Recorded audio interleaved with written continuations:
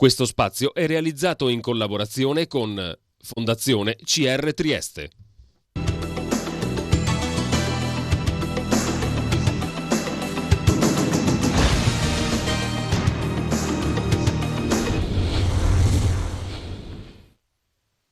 Buon pomeriggio e benvenuti a un altro appuntamento con Trieste in diretta. Quest'oggi è venerdì, non ci sarà Trieste d'Arte perché nella seconda parte analizzeremo ulteriormente assieme al Presidente della Lega Nazionale Paolo Sardo Salbertini la figura di Gianni Bartoli. Sapete che sono 50 anni dalla scomparsa di quello che passerà alla storia come il sindaco della seconda redenzione di Trieste d'Italia, ma è stata quella di Bartoli una figura che ha significato altro, non soltanto questi, tra l'altro, importantissimi appuntamenti con la storia. Nella prima parte continueremo invece a parlare, lo abbiamo già fatto qualche giorno fa prima del telegiornale, ma insomma è un'iniziativa molto, molto bella che giova sottolineare. Parleremo del concerto Solidarietà in Musica che è in programma martedì prossimo, 18 aprile alle ore 20:30 nella sala Assicurazioni Generali del Politeama Rossetti. Lo faremo con Ilaria Zanetti, che è un po' l'anima e la direttrice artistica a questo punto, possiamo dire. Con Cristina Santini, e poi con Dario Salerni, che è rappresentante di Hope for, DONC, HM e Maram Foundation, che sono alcune delle realtà che andranno poi a beneficiare di quanto verrà raccolto martedì prossimo. Allora, intanto, prima di entrare nello specifico, parliamo un po' di queste tre organizzazioni, così un attimino le presentiamo. Sì, Hope4 ha iniziato a lavorare, i partner di Hope4, cioè gli operatori, compreso me, hanno iniziato a lavorare in Turchia nel 2014, hanno lavorato per 3 anni sul territorio, in particolare nell'area di Gaziantep, che è nel sud della Turchia, al confine con la Siria, e abbiamo seguito alcuni progetti, fatti anche in collaborazione con l'Università di Trieste e poi anche con Maran Foundation, soprattutto con Maran Foundation, che è una realtà presente sul territorio in Turchia, e una ONLUS, una NGO americana, fatta da siriani americani, che opera in questa regione. Abbiamo lavorato su dei progetti nel campo sia medico, nel campo della psicologia, nel campo della mediazione dei conflitti, per insegnare come comportarsi in situazioni di crisi, e quindi questi 3 anni ci hanno dato una forte esperienza sul territorio e anche una forte rete di conoscenze con i funzionari e con le istituzioni locali. E questo è il motivo per cui, quando è avvenuto questo tragico evento del terremoto a febbraio, inizio febbraio, ci hanno contattati chiedendoci se potevamo aiutare su delle attività di supporto, su dei progetti di volontariato in quell'area. Abbiamo detto ovviamente di sì, e con DONC in particolare, che conosciamo da anni, con cui collaboriamo da anni anche su Trieste e anche in Africa, abbiamo deciso che dovevamo collaborare insieme tutte e tre realtà e fare qualche cosa. Ok, questo è, diciamo, poi parleremo meglio anche del vostro ruolo e anche eventualmente dei progetti che potreste portare avanti. Laddove invece voi quando avete avuto l'idea? Quasi subito dopo il terremoto, quasi contemporaneamente, parlando con Cristina, abbiamo detto: ma avevamo fatto un concerto simile l'anno scorso quando era scoppiata la guerra in Ucraina, e ho detto: ma perché noi artisti non facciamo qualcosa anche per queste persone che abbiamo visto l'immagine e eravamo rimaste sotto shock. Sì, ovviamente ci ha colpito particolarmente, insomma era una cosa. E quindi abbiamo detto: proviamoci, e abbiamo fatto quasi contemporaneamente 2 post su Facebook, sia io che lei, e abbiamo raccolto una adesione pressoché unanime. Ci sono tutti gli artisti della regione, quelli con cui si lavora più spesso qui, insomma quelli che sono venuti tante volte, qui anche a Tele4, tutti hanno detto di sì, con tutte le persone che avevano anche cose da fare. Per esempio c'è Stefania Seculin che quel giorno lavora, però farà di tutto, infatti verrà, canterà alla fine, abbiamo fatto in modo di fare la scaletta in modo tale che possa arrivare. Insomma, a parte qualcuno che proprio era impossibilitato a venire fisicamente perché si trovava dall'altra parte del globo terracqueo, vengono tutti. Poi mi dicevi anche che qualcuno che magari non può venire manderà anche dei contributi, insomma, quindi farà sentire la sua presenza. Sì, lo dico. Come annunciavo, Daniela Barcellona mezzosoprano, il mezzosoprano, soprattutto triestina, coccolissima. Le avevo chiesto, guarda, ti andrebbe di partecipare, ho detto guarda subito, perché l'avevo visto, io non mi facevo, cioè mi facevo un po' di scrupoli a chiamarla, insomma, le scrivo su WhatsApp, insomma, è una carinissima, abbiamo cantato insieme nel Barbiere di Siviglia anni fa, quindi insomma ci conosciamo, però mi facevo scrupolo, no, un po' di chiedere così, però io le ho mandato un messaggio e lei ha detto guarda, io ero qua perché sta facendo l'Orfeo Euridice, sì. però proprio quei giorni in cui appunto c'è la sosta tra il generale e le recite, sono a Bilbao che mi danno un premio, meritatissimo, e quindi quel giorno proprio fisicamente non posso... E io ho detto, ascolta, ma non sai che in triestino parliamo io e lei, non sai che mi mandassi un video dei saluti? A me sarebbe piaciuto che anche cantasse ovviamente, però lei ha anche un ufficio stampa, è molto complicata la cosa, però coccolissima ci ha mandato un video di saluti, di ringraziamento e di partecipazione emotiva. E non solo lei, ma un'altra grandissima artista triestina che vive a Roma, però che veramente sta facendo una carriera fantastica, è la Giovanna Famulari. Anche lei, invece lei... Qualcosa farà. No spoiler. Giovanna Famulari è una violoncellista. Poi cantante, fa musica popolare, attrice, insomma donna di spettacolo, comunque lavora sempre come Ognovadia. Ma viene poco qua però a Trieste. Beh, sì, sì, esatto, soprattutto lei non vive a Trieste. Sì, non vive a Trieste. Sì, però caspita, è una grandissima artista, insomma, quindi sono contenta che anche lei, tra l'altro lei è molto impegnata nel sociale, lei, adesso non mi ricordo, me l'aveva detto, non vorrei far gaffa, ma è testimonial di più di una associazione benefica, quindi ha detto se posso per la solidarietà vengo sempre, solo che non posso, in questi giorni è invece in Grecia come Ognovadia. Ah beh, quindi insomma... Quindi proprio non era possibilità. Allora, sempre più il mondo del volontariato, il mondo anche delle associazioni che non lavorano soltanto in occasione di calamità, eccetera, perché precisiamo anche questo, no? Cioè c'è un'attività più evidente magari in occasioni come queste, ma il lavoro di determinate realtà è un lavoro quotidiano, insomma. Certo. No?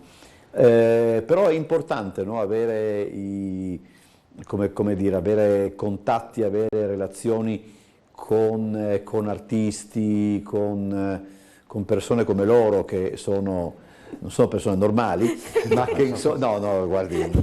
No, ma è vero. È vero, non sono persone normali, però che quando c'è da mettersi assieme per questo tipo di iniziative lo fanno sempre, cioè il mondo dello spettacolo, che ripeto è un mondo molto particolare, eccetera, che in questi momenti, che insomma questi anni soffre anche di suo, questo è un altro discorso, però è bella gente, ecco, insomma. È importantissimo il loro ruolo, è importantissimo, è un ruolo comunque sicuramente legato alle emozioni in prima battuta, perché chiaramente di fronte a delle catastrofi di questo tipo, chiunque, soprattutto chi ha uno spirito di artista, sente di voler cooperare. Poi il nostro ruolo è quello invece di incanalare queste emozioni in qualcosa di più forse razionalizzato sul lungo periodo. Mi spiego meglio, uno dei problemi che ho scoperto appunto operando nelle zone di crisi, tutti noi pensiamo che il primo problema sia la fame, cioè bambini che hanno fame, famiglie che hanno fame.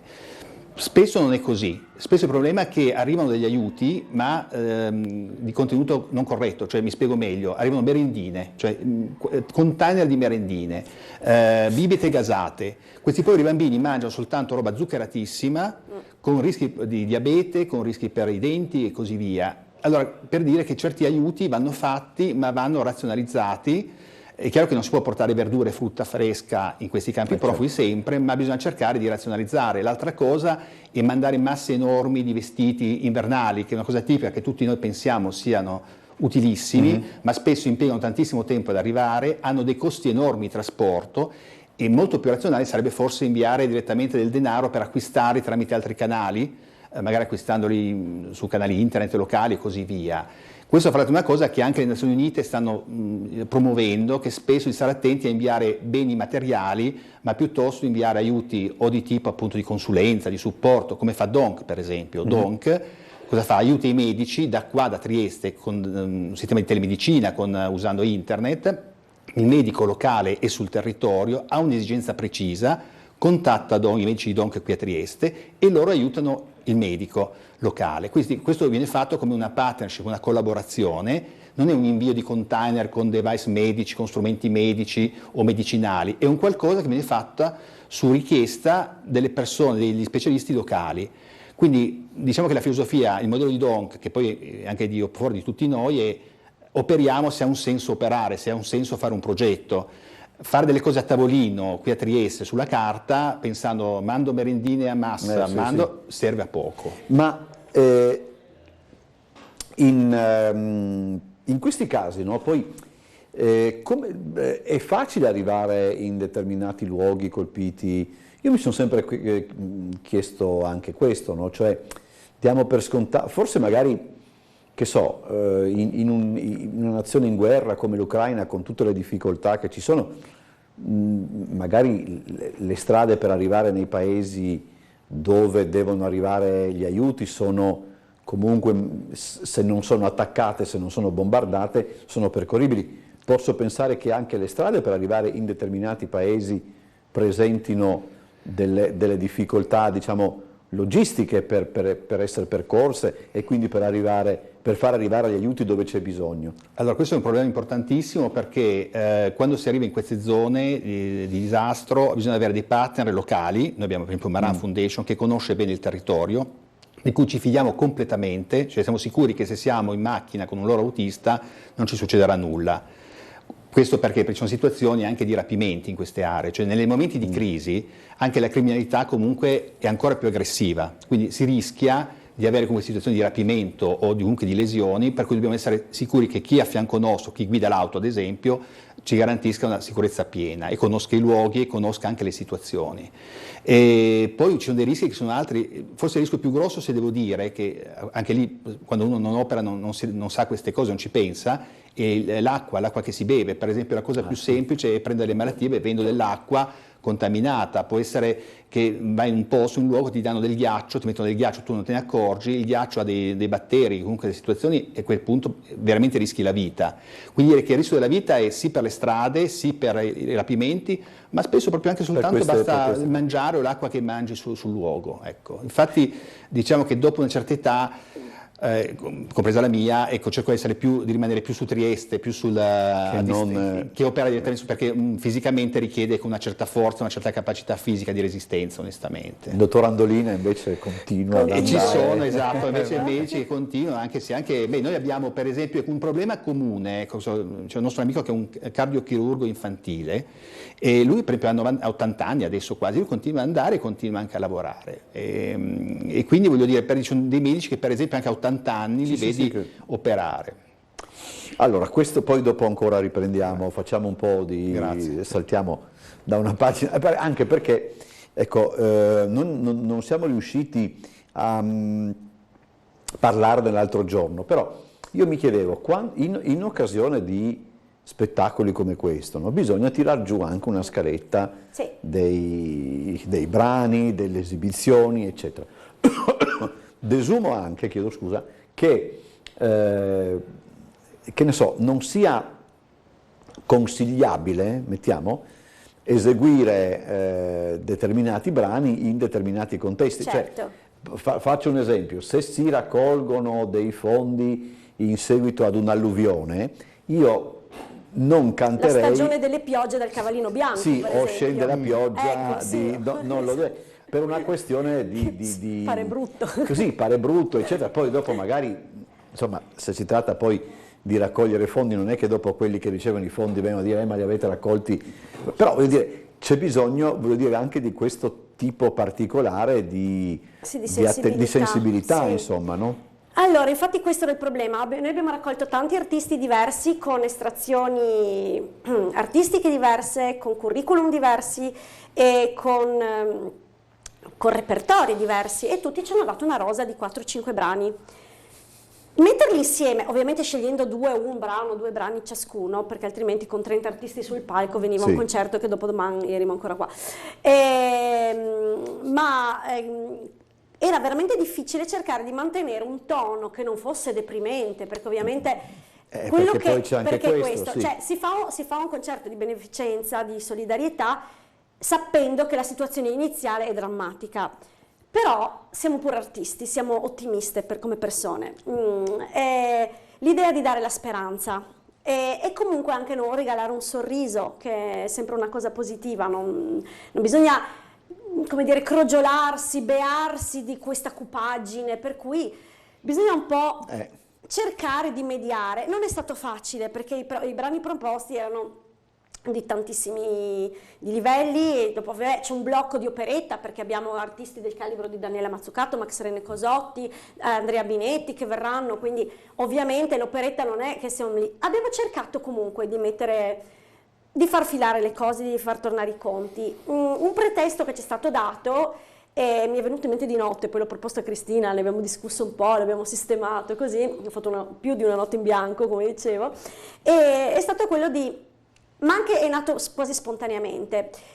Ci sono diversi generi musicali e diversi paesi che vengono rappresentati con questo concerto, e di fatto è un viaggio tra generi e paesi. Sì, per cui abbiamo anche evitato di mettere insieme per esempio tutta la parte dell'opera, tutta all'inizio, perché sennò se viene la persona che vuole ascoltare il musical o l'operetta e dell'opera si dice si spara in vena, no, io per carità la Tosca mi ammazzo, anche lei alla fine dell'opera, sì. Vabbè, vedi le coincidenze? Però abbiamo cercato di mescolare un po' le cose, anche per creare una varietas, insomma, di livelli di emozioni, in modo tale che ci sia il frizzolazzo un momento, però ok, siamo in questa situazione, torniamo qua, però c'è la speranza, però c'è il pianto, però c'è il sorriso, però c'è l'allegria. E alla fine, non so se posso spoilerare tutto, cosa faccio? Spoiler? No, forse stimoliamo. Forse li attiriamo, io spoilero. Vedi tu. Io spoiler, alla fine anche, finiamo con We Are The World. Con meno male, temevo che finiste con Over the Rainbow. Purtroppo lo so. Chi la piace. esegue? Francesca Bergamasco. Vabbè, dai, è una roba diversa. Prenderò nota. Esatto. Lei deve sapere che io detesto Over the Rainbow, non ne posso più perché la sento dappertutto, ovunque. Onnipresente. È un po' come le merendine che si mandano, troppo zuccherate. Non ne posso, effettivamente, però We Are The World era stata scritta per anche, l'Africa, per la solidarietà. Sì, è anche un inno, sono già passati 30... Era l'85, sono andata a vedere su YouTube, figuriamoci. 38 anni? Sì. Mamma mia. Sì. E ci dava anche la possibilità, questo brano, di far cantare un po' tutti. Non tutti hanno deciso, no, con l'inglese, io canto solo lirica. No, certo, invece che dice, io canto lirica, ma una frase su We Are The World la voglio fare lo stesso. È bellissimo, ci divertiremo come matti. Questo alla fine? Sì, alla fine. Con tutti insieme? Con tutti insieme, come saluto finale. E comunque saranno rappresentati un po' tutti i paesi. All'inizio si parte proprio dalle zone terremotate. Cioè c'è proprio un piccolo intervento musicale molto delicato, che darà subito a noi, penso, poi vediamo se funziona, a me Cristina, questa è stata un'idea di Cristina e poi ci abbiamo lavorato, un'idea molto impattante all'inizio con delle immagini, subito un brano musicale molto famoso, ma dopodiché si passa subito a dedicare uno spazio non grandissimo alle zone proprio colpite, con una delegazione dei ragazzi del Collegio del Mondo Unito dell'Adriatico, che portano dei ragazzi proprio delle zone, o limitrofe, insomma, ecco, non proprio magari il siriano, ma c'è il turco sicuramente, però insomma di quella zona lì, che canteranno una celeberrima canzone per loro, io non l'avevo mai sentita ovviamente, di Dalida però. Sì, perché io ho scoperto... È egiziana? Sì, io non sapevo niente. Era egiziana. Loro hanno proposto queste cose, quindi mi pare che si chiamasse Yolanda di nome, il nome vero, Dalida un nome d'arte. Yolanda, mi pare. Ed era egiziana. Esatto, egiziana, e ha scritto questo brano che in quei paesi è famosissimo. Adesso non vorrei dire stupidaggini, baladi, qualcosa del genere, che vuol dire qualcosa sulla nostalgia della terra lontana, quanto è bella la mia terra. E che verrà ballato da una danzatrice professionista italiana in contemporanea al brano eseguito dai ragazzi del Collegio del Mondo Unito. Poi ci sarà un brano invece di un contrabbassista turco-curdo delle zone che comunque abbiamo chiesto anche qua diplomaticamente, non è che facciamo gaff, non è che poi, ecco, perché bisogna stare molto attenti, hanno detto no, perché la politica è una cosa, la solidarietà è un'altra. Questa è stata una risposta Quello che mi è sempre. piaciuta da morire. No, quello sempre. Esatto, e questo ragazzo contrabbassista, bravissimo, professionista, ma anche allievo del conservatorio, come diceva Cristina l'altro giorno, rappresenterà anche questa istituzione, che farà un brano solo col contrabbasso, cantando, e ci sarà sempre la danzatrice. Dopodiché, dal Medio Oriente si va in India, facciamo diciamo una specie di via delle sedi, che in India declinata all'occidentale, cioè di fatto è tutto l'Occidente come omaggia a queste parti, che ovviamente non facciamo musica popolare, abbiamo chiamato questi musicisti proprio per eseguire qualcosa di autentico. Poi abbiamo fatto quello che facciamo noi artisti occidentali, quindi come l'Occidente ha declinato con la Lacmè, duetto dei fiori. Ah, così, insomma funziona. Sì, poi da non ti lì ci chiedo tutto spostiamo in quanto. Cina, no, eccetera, eccetera. Poi In torniamo in Cina Italia. sarà roba di operetta anche. In Cina facciamo 3 brani, e un brano popolare cinese del XVIII secolo, lo canto io in cinese. Ci ho vinto un karaoke cinese, erano 2 anni fa, durante il lockdown. Ci ho vinto un karaoke, sembra il titolo di un brano giapponese. Ci ho vinto un karaoke. Ancora i libri che devo cominciare a leggere. Ho vinto i libri in cinese, che ho vinto, c'era questo karaoke. Poi da lì c'è Federica Vinci che canta Tu che dici sei cinta dalla Turandot, quindi c'è musica popolare, opera, e poi Tu che mi hai preso il cuore, dal Paese del Sorriso, ovviamente. Non abbiamo messo Cincillà proprio per il motivo di cui parlavi prima. Non si può, Cincillà è più quasi una parodia della Cina, e soprattutto insomma il tono non andava tanto bene, quindi da lì dopo si continua il viaggio. Volevo riflettere anche con te su una cosa, no?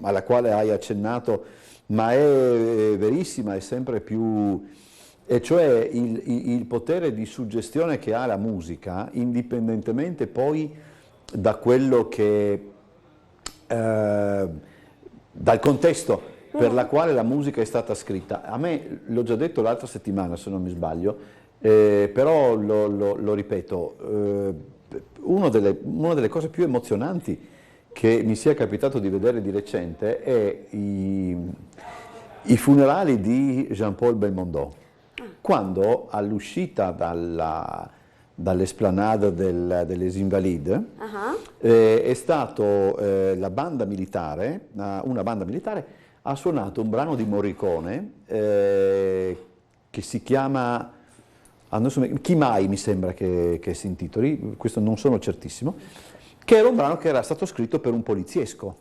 Ma no? dai. E questa musica, il film era con Belmondo, quindi aveva, però insomma, questa musica che è scritta per tutt'altre ragioni, che accompagna l'uscita di scena definitiva, ti dà l'idea che la musica ha una forza assolutamente spaventosa. Sì.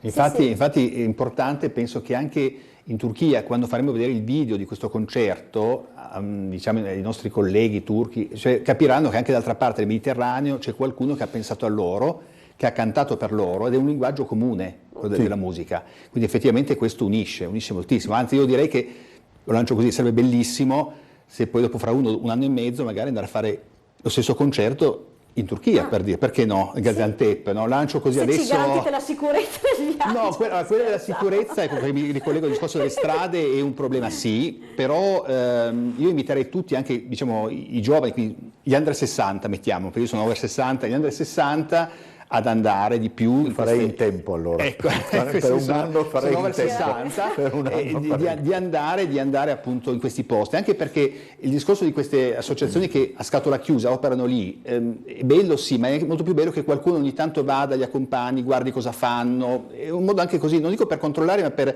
aiutarli insomma a fare delle verifiche. Io per esempio sono andato per caso, ho iniziato a lavorare a 40 anni. Cioè, 40 anni scrivevo progetti, avevo scritto un progetto per un'associazione con Marta Vuc, che è appunto un capoprogetto che, insomma, con cui lavoriamo benissimo, e che è anche di Op4. Ho scritto questo progetto, tutto il documento, abbiamo vinto la gara regionale, che la regione ha finanziato, la presidenza della regione Venezia Giulia ha finanziato questo progetto, e mi hanno chiamato: Dario, abbiamo vinto il progetto, c'è da partire. Benissimo, dico, ditemi quali sono i ragazzi a cui devo insegnare i passi da fare. Dice, no, vai tu vai tu in zona di guerra e non potevo dire no, vanno gli altri ragazzi, rischiano la vita, e sono andato con la mia famiglia che non voleva che andassi e così via. È stata un'esperienza bellissima. In che zona era quelli? Era proprio quella del confine siriano, proprio. E lì arrivavano dei razzi, con quel periodo arrivavano, però anche se poi tutti volevano che non andassi, cioè mi hanno detto rimani qua eccetera eccetera, sono andato, probabilmente ho anche rischiato, forse sì, ma mi ha cambiato la vita questa esperienza.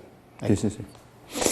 Ecco, come eventualmente impiegherete, perché anche qui adesso detta, non vorrei dirla in maniera troppo esplicita, però logicamente più denaro si raccoglie, più fondi si raccolgono, più cose si possono fare, oppure se si decide di fare magari una cosa sola, la si fa meglio, ecco, insomma. Sì.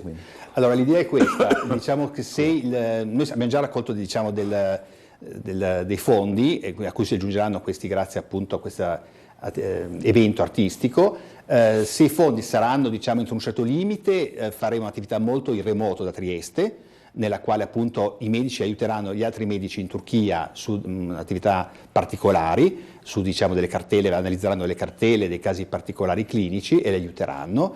Se arriveranno più fondi, ovviamente potremo magari inviare dei device negli ambulatori, per esempio per ECG o per diciamo, soluzioni un po' più avanzate di telemedicina. Dovessero arrivare ancora più fondi, potrebbero anche alcuni medici viaggiare, andare lì ad aiutare, quindi diciamo abbiamo una soluzione scalare a seconda dei fondi che arrivano, proprio perché HM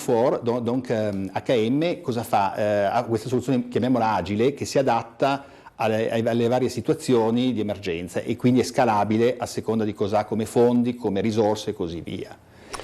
Allora invece Ilaria, non ci siamo dimenticati, anzi è colpa mia, perché non c'è solo gente che canta e suona, sono anche alcuni attori che hanno aderito e che probabilmente faranno un po' da collante. Esatto, non abbiamo pensato di presentare tutti i brani perché già con 30 artisti e sono 36 pezzi in tutto, diventava veramente troppo lungo, però ci saranno dei piccoli interventi di collante, appunto come dicevi tu, e in più tre penso, le traduzioni dei brani, ovviamente quelle medio orientali perché altrimenti nessuno capisce niente. Ci sarà un attore di Udine, Francesco Cevaro, che leggerà una poesia in friulano sul terremoto del Friuli. Ci sarà Alessio Colautti che farà un intervento molto carino e delicato su una poesia di Cecchelin che parla di una donna che rimane sola con un bambino, ma è molto, molto carino veramente. Dopo ci sarà Valentino Pagliei che leggerà anche lui una poesia, Marzia Postogna che canterà. Perché Marzia è anche Cosa le fate cantare? Era De Maggi. Accidenti. Accompagnata con la chitarra. E poi leggerà la poesia Speranza di Paolo Neruda, e poi c'è Elke Burul che leggerà anche lei una poesia e appunto farà la traduzione dei brani. Penso di averli detti tutti perché sono 5, giusto? Elke, Valentino, Marzia, Alessio e Francesco. Hai detto tutti bravi, cioè, bravissima. A forza di riscrivere il programma ormai. Ma poi ci sono anche, per esempio, lui è immancabile, io prima o dopo devo averlo ospite, ma è un po' restio, c'è anche Corrado Gulin. Corrado Gulin che è un mito, diciamolo. Io devo averlo qua, ma non vuol venire. Quindi... Eccolo, sì, Corrado Gulin, io so che lui ha anche una forma di timidezza un po' sua, così. Mi dispiace perché insomma... infatti, no, a parte che è bravissimo, a parte che tutti i musicisti, vi posso garantire, insomma, una roba straordinaria, i pianisti che ci sono, mamma mia. Ma sì, Corrado Gulin che tra l'altro accompagnerà We Are The World alla fine e accompagnerà quasi tutta la sezione dell'operetta perché quasi sempre è lui che la fa, quindi anche per una questione logistica non abbiamo modo di fare prove, siamo tutti dislocati, ci sono 3 o 4 persone che vengono da fuori, da Udine e da D'Arcento, quindi non riusciremo materialmente a trovarci, quindi quel giorno là abbiamo predisposto di avere 2 pianoforti, cioè un digitale e un pianoforte nei camerini o in foyer, e dovremo giocoforza fare delle prove d'assieme lì mentre gli altri faranno il sound check, quindi io sto facendo anche la scaletta di come organizzare tutte queste cose. Ti sei presa una... No, ma infatti ho detto, mamma mia. No, perché all'inizio io e Cristina pensavamo di fare una cosa piccola al Miela, perché mai più pensavamo di avere tutta questa adesione. Con 6 artisti sono cose che abbiamo già maneggiato, insomma, così la cosa ci ha fagocitate e letteralmente da pensare a tutto. Beh, però è bello quando è così. Beh, sì, significa. beh, è molto stimolante. Tra l'altro poi mi dicevi che ci sono anche adesioni dell'ultimo momento. Sì, perché all'ultimo si è minuto aggiunto... viene Ennio Feature, che ho contattato proprio perché lui aveva detto di sì, poi adesso non riusciamo a dargli un pezzo solo, perché ovviamente la scaletta ormai è quella e abbiamo già consegnato, tra l'altro, santi subito, i tecnici e Vede tutto Rossetti. il Rossetti. Cioè veramente grazie perché sono meravigliosi, c'è Alino, c'è Carlo, c'è Rebecca, veramente Paolo, sono straordinari, sempre disponibili. C'è anche siamo Borut, andati- sì. Sì, Borut, come no, mamma mia, guai cioè se no. veramente, ma sono un ringraziamento totale a loro perché ci stanno aiutando in tutti i modi, veramente abbiamo trovato, sì, dal punto di vista umano è perfetto. Dopo ovviamente noi abbiamo questa piccola patata bollente da disbrigare, ma Poi mi racconterai dietro le quinte quando sarà tutto sì, finito. esatto, no, ma è stimolante, è un mestiere nuovo che si impara. Io per esempio mi hanno chiesto un piano luci, io ho fatto delle luci per degli spettacoli, ma un piano luci per un concerto con 30 persone non l'avevo mai fatto, quindi mi sono studiata sempre durante le vacanze di Pasqua, mentre la mia bimba di 2 anni dormiva, il manuale di illuminotecnica teatrale, per evitare di scrivere stupidaggini nella scheda tecnica, perché sai quella lucina che arriva così e fa così? Ovviamente lavorando in teatro qualche gergo tecnico uno lo acquisisce, però certe cose proprio per me erano completamente nuove.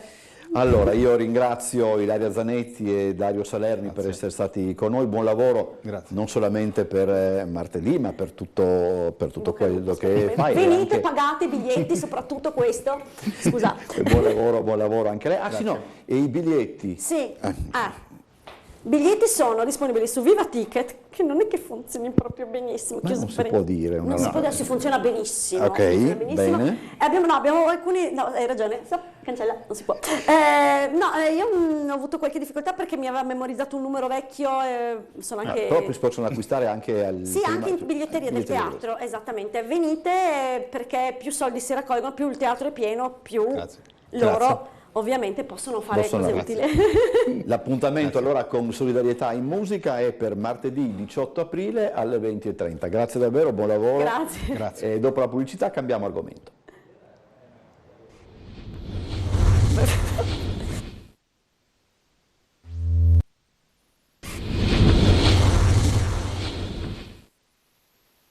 Seconda parte di questa puntata di Trieste in diretta, come annunciato siamo in compagnia del Presidente della Lega Nazionale, l'Avvocato Paolo Sardos Albertini, che ringrazio perché viene sempre molto volentieri da noi e delle volte anche, come dicono gli inglesi, on a short notice.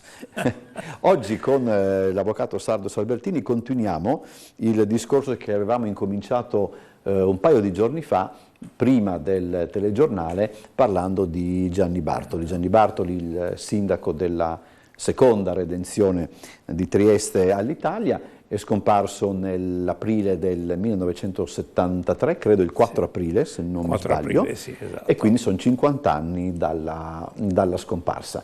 Io direi, se lei è d'accordo, Presidente, di focalizzare il più possibile, perché poi dopo, su 3 momenti della vita, insomma, e dell'azione anche di Bartoli. L'insurrezione del 30 aprile del 45, i moti del 53 e poi anche, logicamente, il 54, ottobre-novembre del 54. Sono, è abbastanza logico, sono avvenimenti collegati tra loro. Certo. Per gli ultimi 2 è più facile. I 2 sono i 2 momenti della stessa vicenda. Sì, sono collegati fondamentalmente da quello che, a mio giudizio, è lo spirito che ha caratterizzato la figura di Gianni Bartoli e il suo ruolo nella storia cittadina. C'è una figura che fondamentalmente è stata capace di unire, di esprimere certi valori condivisi dai triestini e attorno a questi valori creare una forte unità. Sicuramente questo avviene il 30 aprile 45. 30 aprile 45, quel momento drammatico che sta terminando l'occupazione tedesca e incombe il rischio dell'arrivo delle truppe di Tito. In quella fase Bartoli è componente del CLN, quel CLN Giuliano che era assolutamente anomalo perché non prevedeva la presenza del Partito Comunista. Il Partito Comunista aderiva agli organi sloveni e quindi non ne faceva parte. Il CLN era presieduto da Don Marzari, il quale si trovava in carcere nel Coroneo, e Bartoli era un componente in rappresentanza delle forze cattoliche. Il 30 aprile Don Marzari dal carcere dà il segnale dell'insurrezione e tra l'altro l'insurrezione è guidata materialmente dagli uomini del Corpo Volontario della Libertà, la cui figura leader è l'ingegner Spaccini, futuro sindaco a sua volta di Trieste. Il Corpo Volontario della Libertà prende il controllo della città con un certo numero di caduti ed è pronto quindi soprattutto a evitare quello che è il pericolo che i tedeschi facciano saltare il porto che era già minato. Un'operazione nella quale in primo luogo è protagonista Monsignor Santin, ma strettamente affiancato proprio da Gianni Bartoli, e riescono a evitare questo che sarebbe stata una sciagura. Poi il 1° maggio arrivano le truppe di Tito, Gianni Bartoli viene proprio da Monsignor Santin consigliato di nascondersi, si nasconde nella casa di un suo amico svizzero, mi pare, se non sbaglio, e quindi perché era a rischio chiaramente. È comunque un momento quello importante, perché quell'insurrezione del 30 aprile è un fatto che merita di essere particolarmente analizzato più di quanto lo sia stato finora. L'insurrezione vede infatti in campo gli uomini del Corpo Volontario della Libertà, quindi del CLN, nel quale il Corpo Volontario della Libertà sono confluiti gli uomini della Guardia Civica. La Guardia Civica che era lo strumento del podestà Pagnini. Quindi a Trieste si realizza questa curiosa sintesi, incontro tra i fascisti del podestà e il CLN del Corpo dei Volontari della Libertà.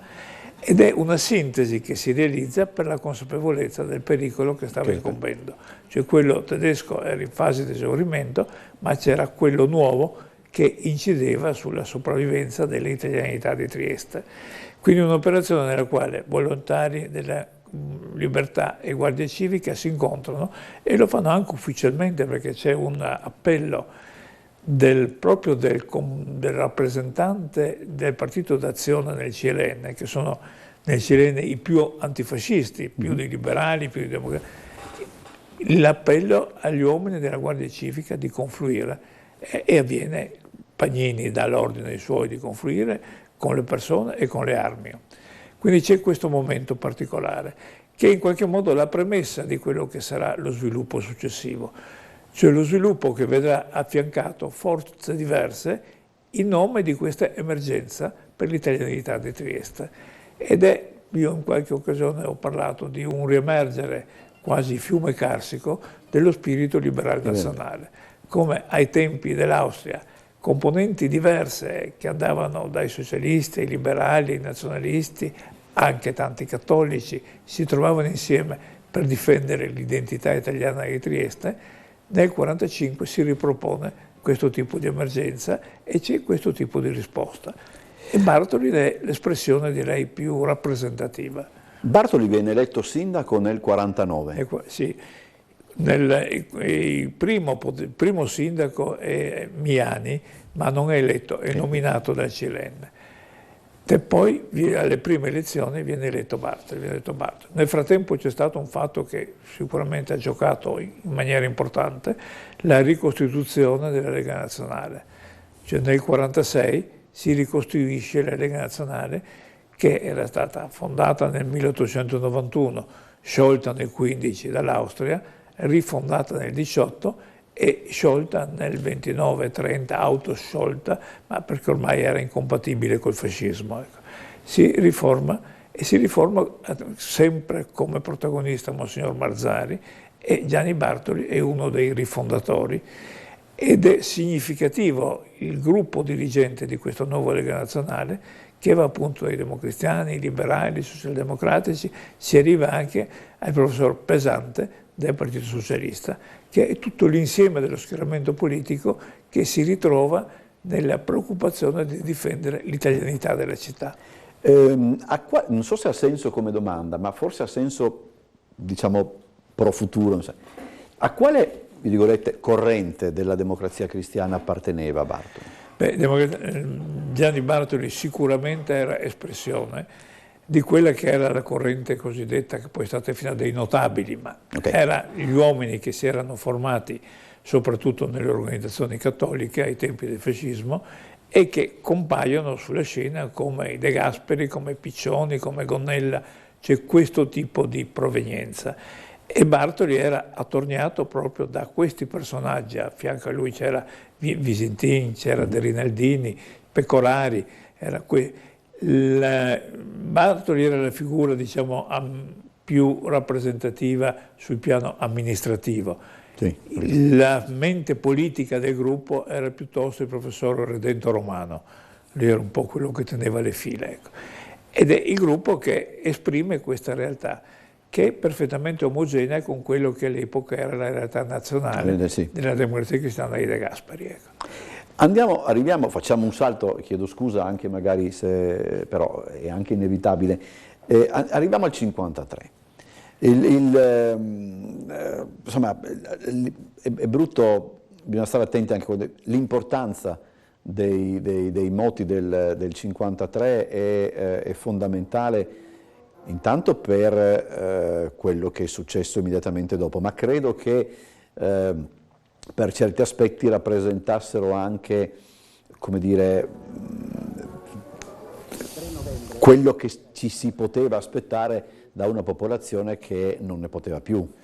Sì, io direi che c'è stato un fatto fondamentale che curiosamente poco preso in considerazione dagli storici. Nel marzo, mi pare il 7 marzo, se ricordo bene, c'è la morte di Stalin. Questo cambia completamente lo scenario, perché fino a quel momento Tito, che certamente aveva delle forti aspirazioni su Trieste, sul porto in particolare, dichiarate ripetutamente, era bloccato dalla preoccupazione, dal terrore che aveva che il suo scisma del Cominform si traducesse in un intervento dell'Armata Rossa.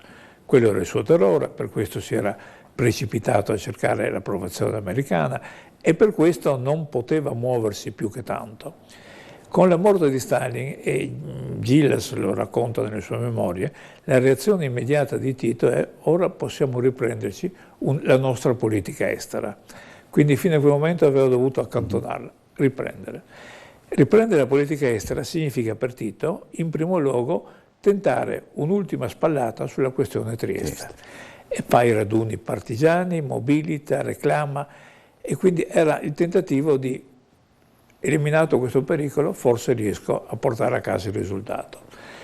È stato fondamentale, a mio giudizio, che questo tentativo di Tito abbia trovato due risposte. La prima da parte del governo italiano, il governo Pella, che anziché subire, mediare, reagisce, manda i carri armati al confine. Tito fa altrettanto, è curioso anche questo, è sempre Gilles a raccontarlo, che Tito raccomanda: mandate al confine, però non i carri armati che ci hanno mandato gli americani, ma quelli dei russi. Aveva più paura. Era così, giustamente gli sembrava poco opportuno che si trovassero gli americani contro americani. Ah, giusto, è vero. E quindi sicuramente questa reazione del governo italiano gli fa percepire che non sarebbe stata facile, ma sicuramente un ruolo altrettanto importante ce l'ha la reazione popolare. Il fatto che i triestini scelgono in piazza in maniera così compatta, massiccia, e addirittura lasciando dei morti sulla strada, e questo è la dimostrazione per Tito, ma anche per i governi occidentali, americani e inglesi, sono governi democratici che necessariamente devono tener conto di quelle che sono le reazioni dell'opinione pubblica. Quindi quei morti sono stati sicuramente determinanti. Difatti dopo questo passaggio Tito fa un'ultima stretta più che altro sui confini, blocca i transiti tra zona A e zona B per alcuni mesi, però passa alle trattative e un anno dopo accetterà di chiudere la vicenda, di rinunciare a Trieste e si metterà a fare il rivoluzionario su altri piani, che sarà il futuro suo nell'ambito del terzo mondo. Senta, se non mi sbaglio, me la raccontava lei di questo aneddoto, insomma, di, come si chiama, era andato da Bartoli, Vidali, armato, certo, di cosa, bombe a mano? C'è l'episodio di Bartoli che riceve Vittorio Vidali, accompagnato Vidali dalle 2 guardie del corpo, una con il pistolone nella cintura, l'altra con la bomba a mano. Ah, ecco. E questo siamo dopo il 53, nella fase del 53. E Vidali a Bartoli mette a disposizione i suoi uomini. Cioè, ora, se c'è bisogno, perché c'era il timore che, come Tito aveva prospettato, facesse un colpo di mano su Trieste. Se c'è bisogno, i miei uomini scendono in fianco. Anche perché leggevo nella biografia di Vidali scritta da Carlsen, se non mi sbaglio, sì, certo, che Vidali aveva anche aveva pianificato degli attentati a Tito, ma questo insomma è un altro discorso, ci porterebbe... Certo, ma credo che molto probabilmente la cosa era reciproca. Ah, sì. Anche perché Tito in quella fase ha compiuto diversi attentati andati a buon fine, soprattutto contro croati, a Trieste. Contro i comunisti non credo che sia riuscito, ma era a casa sua che stava facendo strage, certo, dei sì, comunisti come i formisti. Ecco. Allora, ma di Vidali c'è una dichiarazione in cui dice: certo, io ero ben contento che tornasse l'Italia a Trieste, perché sapevo che se anziché l'Italia veniva la Jugoslavia, io finivo impiccato. Tornando all'Italia ho potuto continuare a fare politica. Parliamo del 54. Il 54... Ecco, chi l'ha vissuto se lo ricorda indistintamente tutti come un grande momento di gioia e emozione, ma grande felicità. E io, vedendo quelle immagini di felicità, mi chiedevo in qualche maniera: ma qual era il meccanismo psicologico che stava dietro quella felicità? La risposta che penso di essermi data è questa: in realtà dal 12 giugno 1945, e cioè dopo i 40 giorni dell'occupazione di Titina, tanta parte della città è vissuta sotto l'incubo e se tornano i Titini. Sì. Era qualcosa che non aveva bisogno di essere espresso, era implicito. Si vedeva quello che stava succedendo in Istria e quindi dice: e se tornano? Questo incubo dura per 9 anni e sono tanti 9 anni di terrore, tanti, restano nella psicologia delle persone. Il 26 ottobre del 1954 è stato l'uscire da quell'incubo e quindi quella commozione, quelle lacrime, quell'abbracciare i soldati, ed è caratteristico che la gioia si esprimeva fondamentalmente nei confronti dei militari italiani, perché stava a dire: l'arrivo dei nostri soldati ci proteggerà, sì, dal rischio che ritornino gli uomini. Queste immagini storiche dell'Istituto Luce sono abbastanza indicative, ecco, insomma. È stato veramente un'esplosione, ripeto, quella era la giornata mamma ricorda, accompagnata c'era dalla una pioggia che poi dopo però alla fine ci dette il posto al sole, se non mi sbaglio. Come? Alla fine di quella giornata di pioggia venne il sole, dopo, o comunque il tempo migliorò. Fine, ecco, sì, alla fine sì. Io ricordo che era nel primo pomeriggio che sono ritornato a casa, fradicio, ma c'era il sole. Possiamo, allora, è facile appunto circoscrivere, no, la figura di Bartoli al sindaco della seconda redenzione, eccetera. In realtà non sarebbe corretto. È stato qualcosa di più. È stato il sindaco che ha preparato la seconda, cioè non solo l'ha vissuta, l'ha preparata mantenendo questa unità della città. E in tutti quegli anni Trieste si è mossa in maniera molto unitaria a tutti i livelli, quindi in loco, ma anche col governo di Roma e anche a livello internazionale. L'azione internazionale che ha fatto Bartoli in quella fase è stata importantissima, proprio per dare a tutti questo segnale. Questa era la volontà di Trieste. Quindi l'aver tenuto questo dal 49 al 53 non è stato facile, ma lui l'ha fatto. Ottenuto il risultato, poi l'altro momento fondamentale dell'azione di Gianni Bartoli è stata quella di far fronte a quel grossissimo problema che è stato l'esodo in massa C'è un problema col microfono. l'esodo in massa della zona B. Ah, Cioè, certo, in precedenza l'esodo era stato dal resto dell'Istria, ma la zona B fondamentalmente aveva visto il tentativo da parte degli italiani di tener duro, di resistere, nonostante le vessazioni, nonostante tutto quello che avveniva, non vogliamo mollare. Infatti io sentivo un discorso a casa, noi eravamo a Trieste già da prima, i miei nonni erano a Capodistria, ma il discorso che faceva mio papà era di ammirazione per quelli che restavano ancora a Capodistria, Isola, Pirano. Poi succede nel 1953, dopo i disordini, che Tito di colpo blocca il confine. Mentre prima era un confine aperto, sempre mio nonno viveva a Capodistria, ma ogni mattina veniva a Trieste dove faceva l'avvocato.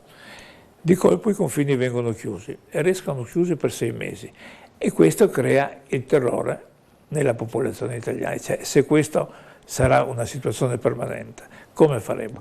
Quando vengono riaperti, questo coincide con il grande esodo della zona B e sono migliaia e migliaia di persone che nel giro di non molto tempo, quindi tra il 52, 53, 54, 55, scelgono di venire in Italia. Bartoli deve fronteggiare questa situazione e la fronteggia in maniera estremamente efficace, soprattutto cercando di offrire un punto di riferimento a tutti questi fratelli istriani che arrivavano a Trieste. Vengono costruite oltre 60.000 case popolari, si dà vita ai villaggi istriani, cioè veramente Trieste dà un'accoglienza fraterna a questi istriani che vengono. E questo è stato un altro momento importantissimo. Un terzo aspetto che in qualche maniera va inquadrato come un seguito del ritorno di Trieste all'Italia, mi pare sia individuabile nella politica amministrativa seguita da Bartoli, molto incentrata sui collegamenti di Trieste con l'Italia. L'aeroporto. L'aeroporto, e anche è stato lui a dar vita, insieme con le amministrazioni di Udine e di Gorizia, a Autovia Veneta, e cioè l'embrione dell'autostrada. Quindi l'aeroporto e l'autostrada erano i due collegamenti fondamentali per rinsaldare questo legame. Questo è un aspetto. Poi c'è un terzo aspetto che apparteneva, direi, più alla sua personalità, che invece è quello più artistico. Certo, sicuramente era l'ingegnere, era il politico, ma era anche l'appassionato dell'arte. E quindi abbiamo il lavoro fatto per riattivare Rossetti. Io mi ricordo quando andavo a Rossetti, che era cinema, che si aprivano il tetto e si vedevano svolazzare gli uccelli notturni in alto. Era uno spettacolo così suggestivo. Barti ha riattivato i Rossetti come teatro, come quel splendido teatro che tutti conosciamo. E difatti per questo anche lo ricorda il teatro con la Sala Bartoli. L'ho presieduto. Altrettanto ha fatto col Tartini, anche Tartini sotto la sua amministrazione è diventato il conservatorio pubblico e tante altre iniziative. E quindi questo aspetto. C'è poi un altro che non può essere dimenticato, la dimensione religiosa. Bartoli è stato cattolico profondo, serio, senza nessun connotato clericale, però fino in fondo era il suo modo d'essere e in questo senso era determinante il suo rapporto, la sua sintonia con Monsignor Santin. Sono state due figure parallele. Leggendo qualcosa sulla famiglia di Bartoli, mi è capitato proprio questa mattina di vedere che anche la famiglia di Gianni Bartoli, cioè la mamma in particolare, come è successo con la famiglia di Monsignor Santin, quando è scoppiata la guerra del 15, sono state tra quelle migliaia e migliaia di famiglie italiane deportate in Austria. Ah, ho capito. Che è un fenomeno che curiosamente viene, secondo me, poco analizzato, perché era un qualcosa, da quanto ne so io, assolutamente nuovo. Nelle guerre precedenti non era pensabile che il governo prendesse dei suoi cittadini e li trasferisse da una località all'altra, non era neanche immaginabile. L'Austria lo fa e lo fa a un livello numericamente molto consistente. Monsignor Santin e la sua famiglia viene trasferito in Austria e celebra la prima messa, credo a Vienna, proprio addirittura. Sì. Bartoli, altrettanto la famiglia finisce in Stiria, credo, insomma. Ed è un qualcosa che veramente meriterebbe un'analisi specifica, perché è indice di un atteggiamento, ma intanto non c'era nessun motivo specifico, non è che ci fossero state disordini, no, era un intervento puramente preventivo, un intervento preventivo che in qualche modo andava coerentemente ad applicare quel vecchio decreto di Francesco Giuseppe del 1866, quando aveva detto che bisognava cancellare la presenza italiana da questa terra, era il suo obiettivo. Ecco, è stata una sorta di colpo di coda finale, migliaia e migliaia di famiglie trasferite coattivamente. E quando si giustamente contesta che in occasione del secondo conflitto mondiale il governo italiano fascista abbia deportato famiglie slovene a Gonars o l'Isola dov'era, ma in realtà è qualcosa di numericamente molto inferiore rispetto a quanto fece l'Austria. L'Austria l'aveva fatto prima. Abbiamo ancora un minuto soltanto. Rapidamente. Un orologio particolare che cammina velocissimo. No, rapidamente. È facile immaginare che, fosse vissuto, Bartoli si sarebbe opposto ad Osimo, proprio per tutto quello che abbiamo detto. Si è opposto preventivamente. Io l'ho visto recentemente degli scritti nei quali prendeva posizione energica sull'ipotesi di rinuncia alla sovranità della zona B. Era come si è opposto all'operazione Kresiak, quella di portare all'amministrazione del Comune di Trieste l'ex direttore dei Primoschi, grande difensore di Tito nei momenti più cocenti. Ma allora, comunque anticipo che nelle nostre manifestazioni per ricordare i 53 e il 70° ci sarà uno spazio proprio per la figura di Gianni Bartoli. Presidente, grazie per essere stato con noi, come sempre è piacevolissimo parlare con lei, non a caso ha fatto il Dante. È una specie di comune peccato originale. Il peccato originale è che entrambi ce ne vantiamo. Sì, assolutamente. Mia moglie ogni volta me lo rifaccia, ma non devi, ma dico, ma mi spiace. No, bisogna, non ce ne pentiremo mai. Io ero stamattina alle 10 a aspettare davanti al Dante della mia nipote. A me hanno chiesto la preside mi ha chiesto di andare, dice venga a vedere la scuola, però ci andrò. Grazie davvero Presidente, Grazie. Noi ci vediamo con Trieste in diretta martedì a partire dalle 18. Grazie a tutti, buona serata.